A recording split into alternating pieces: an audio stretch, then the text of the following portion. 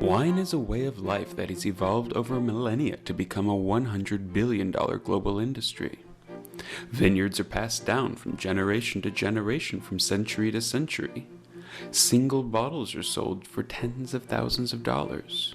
Merchants' careers are made and lost in picking next year's top vintages. Consumers spend a lifetime learning the intricacies of enology to better appreciate their next glass. Growers thoughtfully hand-pick each grape at their individual moment of perfection. Collectors store bottles for decades waiting for that very special occasion.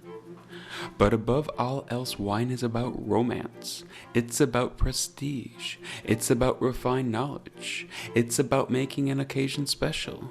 It is poetry in a bottle.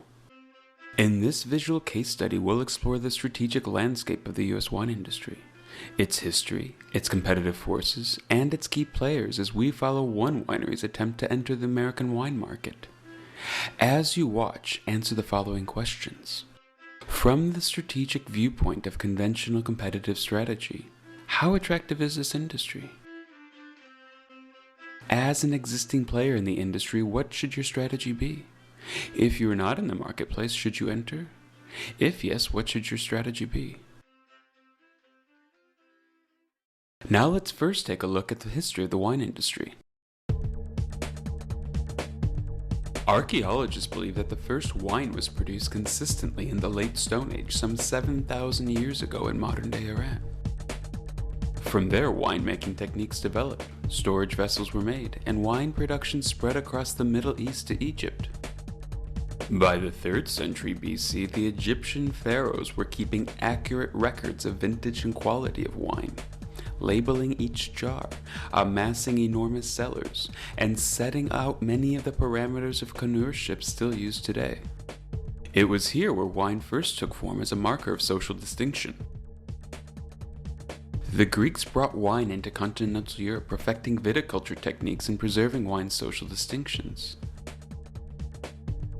With the rise of the Roman Empire, as the Romans spread across Europe, so did wine. A vast commercial network was created to provide wine from the Middle East to Scotland. Now fast forward to the 13th century, and with its perfect blend of climate, soil, and know-how, France becomes the reigning wine region of Europe, exporting millions of gallons every year. Winemaking remained largely the same until we reach 18th century France, wrapped in the throes of the Enlightenment. At the heart of the Enlightenment's embrace for scientific rationalism, French winemakers developed new techniques to boost their wine's complexity, flavor profile, and varietal character. As winemaking becomes more refined, laws are passed determining what is premium wine and what is table wine, how the label must be presented, how the wine must be aged, appellations, dominations, grape varietals. Increasingly sophisticated, the industry moves upmarket. Winemakers begin to focus on the special qualities and legacy of the land from which the grapes originated. The nobility of the land, and by association the nobility of the winemaker, becomes the central focus of winemaking. If the vineyard did not have a noble lineage, they invented one. Soon wineries begin adding the word chateau to wine labels, even if, as often was the case, there was not a chateau on the property. At about the same time, on the other side of the world, Spanish missionaries are planting the first sacramental vines in North America. By the mid-1800s, wine jumped the church wall to become a secular activity, and wineries sprang up across California. For the next 150 years, the U.S. wine industry continues its steady growth to become a $20 billion business, and by 2001, the 4th largest wine producer in the world. Now let's take a closer look at the industry's current strategic landscape. We've seen a growth in the number of wineries in the United States that's tremendous. In the last 10 years, the number of wineries in the U.S. has increased from 2,000 to over 3,000. In the last 4 years alone in California, during one of the worst economies we've seen in a long time in California, during that 4-year period, the number of wineries has increased 24%.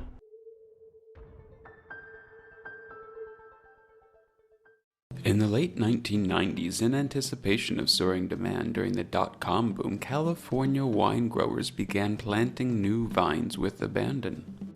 The production of Chardonnay and Cabernet Sauvignon grapes doubled, and Merlot tripled within the decade, making America the fourth largest wine producer in the world. But while America was the fourth largest producer, it remained stuck at 34th place in world per capita wine consumption. At the same time, the US government was approving over 60,000 domestic and foreign labels for the American market every year. Consumers faced a choice of hundreds of different grape varietals and thousands of geographical appellations, and tens of thousands of brands.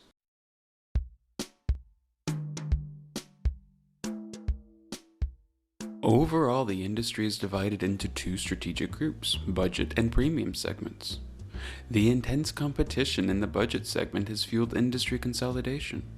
The top 8 companies in the US produce more than 75% of the wine by volume, while the estimated 2,500 other wineries produce the remaining 25%.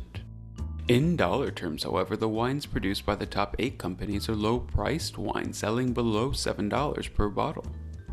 While low-priced wine accounts for 77% of the volume of wine sold, they bring in just 48% of sales. On the other end of the spectrum, the remaining 23% of wine sold above $7 is considered premium and accounts for 52% of sales. For the previous 10 years, sales of budget wine steadily declined as sales of premium wine slowly grew. The dominance of a few key players in the low-priced volume market has given them an ability to leverage distributors to gain shelf space and put millions of dollars into marketing budgets. Small boutique wineries survive, but they must stay small or risk being clobbered by the majors.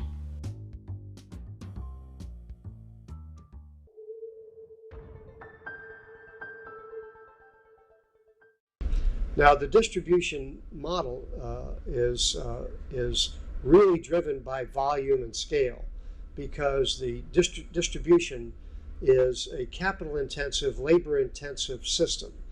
And as such, the people who own that system want to take advantage of scale, economies of scale. In the late 1990s, as the wine market consolidated, there was a simultaneous consolidation of retailers and distributors across the United States.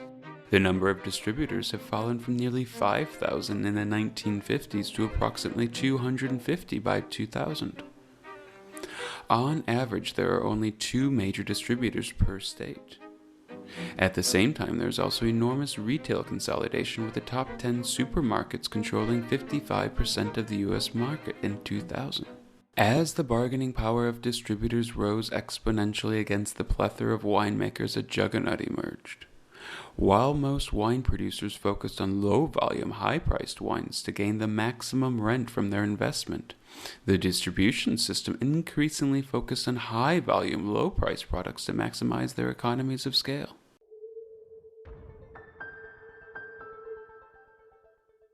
Well, I especially noticed that there's a huge amount of confusion with French wines. So many people still don't understand the place name difference. The fact that Burgundy, if it's red, is probably going to be Pinot Noir unless it's from Beaujolais, and Côte Rôtie is Syrah. I mean, it's really difficult for them. So I think that with so many options and so many SKUs on the shelf now, the consumer does want quality or price, one or the other. They've got to get one of them. If you're not competing in one of those arenas, well, you're probably not going to make it. Some people just assume that because it's expensive, it's better. And I think that that's another worry. And they also assume, and I don't know, maybe it's like a self-fulfilling prophecy, because a lot of people, if they buy a really expensive bottle of wine, $100 bottle, they're going to like it. They're damn well going to like that, because if they don't, then they feel like they got rooked. A lot of people are like almost fear wine. You can see people that come into this store, and there's not that many, but some, they're afraid to ask the question because they're afraid to ask the wrong question, and so they never ask it at all. The same applies in all walks of life. The same applies in a school. You're afraid to sound stupid in the class, so you don't put your hand up, and so then you never know. With the number of producers and fragmented international markets, it was nearly impossible for a company to establish a dominant position. Retailer and distribution bargaining power was at an all-time high as these spaces were increasingly overcrowded. Weak, poorly run companies are increasingly swept aside. Large wineries are plowing millions of dollars in above-the-line marketing to stand out. Profit margins were starting to be pressured.